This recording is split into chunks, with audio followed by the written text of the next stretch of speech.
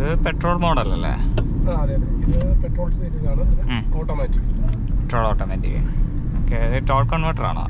Transmission വരുന്നത് നമുക്ക് നേരത്തെയൊക്കെ ഒരു ഇതിന്റെ ഒരു കൺവേർഷൻ എന്ന് പറയുമ്പോഴത്തേനും നമുക്ക് 300 എന്ന് പറയുന്നത് XUV 300 ആണ്.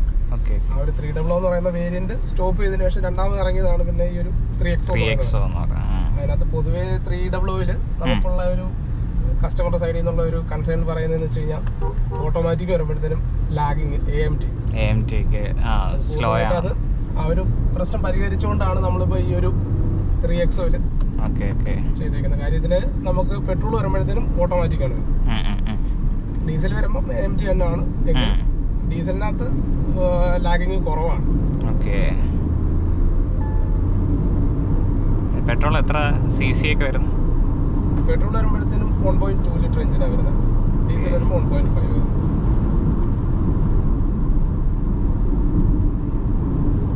ടർബോ പെട്രോൾ ആണോ? അതെ അതെ, നമുക്ക് ഇതിനകത്ത് പെട്രോളിനകത്ത് തന്നെ 2 എഞ്ചിൻ സീരീസ് ഉണ്ട്. നമുക്ക് 3XO എന്ന് പറയുന്ന വേരിയന്റ് എന്ന് പറയുമ്പോഴത്തേനും 2 സീരീസ് ആയിട്ടാണ് അത് മാറുന്നത്. AX series, MX series. AX എന്ന് പറയുന്നത് വെച്ച് കഴിഞ്ഞാൽ ഒരു മിഡ് റേഞ്ചിന് താഴോട്ടുള്ളതാണ് AX എന്ന് പറയുമ്പോൾ. അതിൽ നമുക്ക് വരുന്ന പെട്രോൾ വേരിയന്റ് എന്ന് പറയുമ്പോൾ MB5 എഞ്ചിനാണ് വരുന്നത്. പിന്നെ നമുക്ക് AX സീരീസിനകത്ത് വരുമ്പോഴത്തേനും TGDI എഞ്ചിനാണ്. TGDI ടർബോ വരുന്നത്. അതെ അതെ.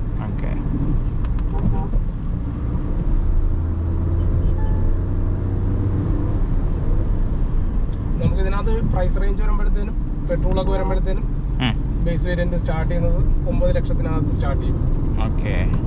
ഡീസൽ സ്റ്റാർട്ട് ചെയ്യുമ്പോഴത്തേനും 12 ലക്ഷമാണ് സ്റ്റാർട്ടിങ്. ഇത് എക്സ്ഷോറൂം ആണോ on road? On road. Okay. അപ്പൊ എന്താ ഈ വേരിയൻസ് AX MX അങ്ങനെ രണ്ടെണ്ണമാണോ ഉള്ളത്? അതെ അതെ, നിലവിൽ AX വേരിയന്റ്, MX വേരിയന്റ്. MX-നകത്ത് നമുക്ക് MX1, MX2, MX3 ഈ ഒരു 3 വേരിയന്റും പിന്നെ അതിന്റെ പ്രോ വേരിയന്റും.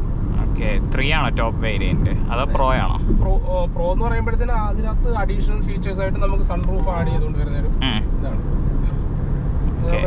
MX2-നകത്ത് MX2 Pro ഉണ്ട്, 3-കകത്ത് 3 Pro ഉണ്ട്. ഇതിപ്പോ നമ്മൾ കറന്റ് ഓടിക്കുന്ന വേരിയന്റ് ഏതാ? ഇത് 2 Pro. ഓട്ടോമാറ്റിക് 2 Pro എന്ന് പറയുമ്പോഴത്തേനും മേലെ സൺറൂഫ് ഒക്കെ ഉണ്ടല്ലേ?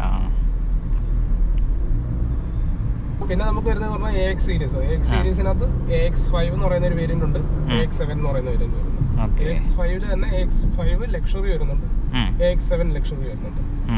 ലക്ഷറി വേരിയന്റ് വരുമ്പോഴത്തേനും അതിനകത്ത് അഡാസ് ഫീച്ചേഴ്സ് ആണ് ചെയ്യുന്നത്.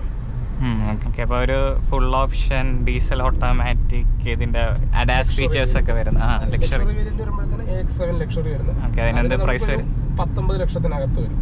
19 ലക്ഷം. AX7 വരുമ്പോഴത്തേനും നമുക്ക് ഈ സൺറൂഫ് ആയിരിക്കത്തില്ല, നമുക്ക് 7 ഉള്ളതുപോലെ തന്നെ പനോരമിക് സൺറൂഫ് ആയിരിക്കും.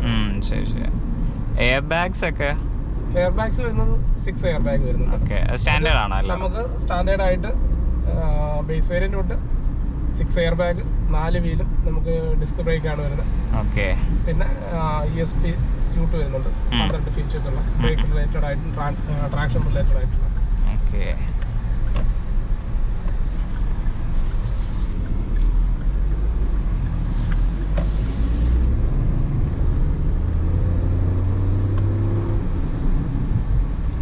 ഡ്രൈവ് മോഡ്സ് ഉണ്ടല്ലേ? സിപ്സ് ആപ്സും.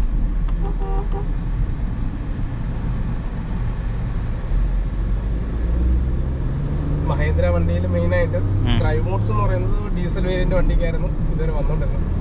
പെട്രോൾ എന്ന് പറയുന്ന ഒരു വേരിയന്റിലേക്ക് വന്നതിന് ശേഷം അത് പെട്രോൾ വണ്ടിക്കാണ് ഡ്രൈവ് മോഡ്സ്.